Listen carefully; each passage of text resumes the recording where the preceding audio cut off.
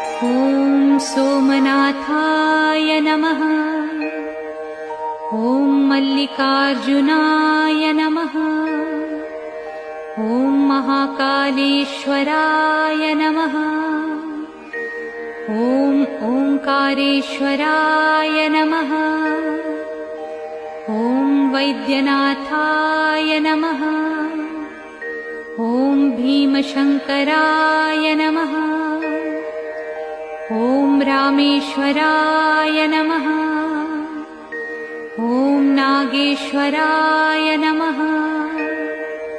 ॐ विश्वेश्वराय नमः। ॐ त्र्यंबकेश्वराय नमः। ॐ केदारेश्वराय नमः। ॐ भुस्मेश्वराय नमः।